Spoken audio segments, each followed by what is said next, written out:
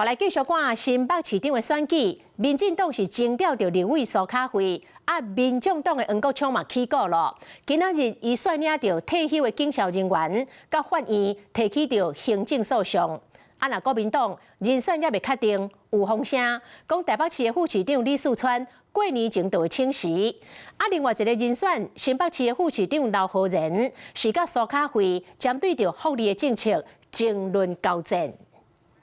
黄国昌加油！黄国昌加油！加油的声音喊个真响，明明主题是退休警校提起团体诉讼，不过颠倒做成民众党主席黄国昌的自说活动。跟大家深深的致敬，谢谢你们，谢谢你们今天一起在座。 甲大家鞠躬，甲警校的心堪免掉咧。尤其2026选战，若被下将做在野主旋律，就算两党也未谈好人选，不过想要互南亚基层看上目，听到爱互因听到心声。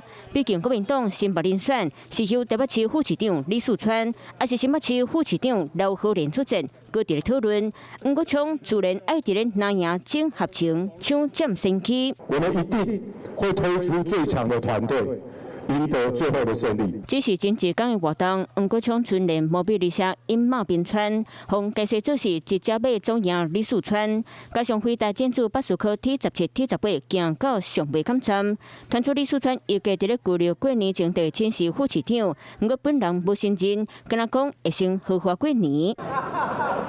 陪同市长何友基出席民进党新北市议会总调交接典礼。刘浩然除了含工厂的民进党立委苏卡惠无出席活动，嘛就苏卡惠进前提出的6项社福政见开始交战。如果用开支票的方式的话，那等于对我们的财政会造成很大的这个困扰。我们真的是财政比较困难，但是大家也知道，我最擅长的就是解决困难。有关市民福利，两个人拢持向前。2026新北选战已经开始热过宣天。Hello， 我是庄慧琪。想要抢先掌握最及时的新闻资讯吗？赶快订阅、按赞、开启小铃铛，锁定华视新闻 YouTube 频道。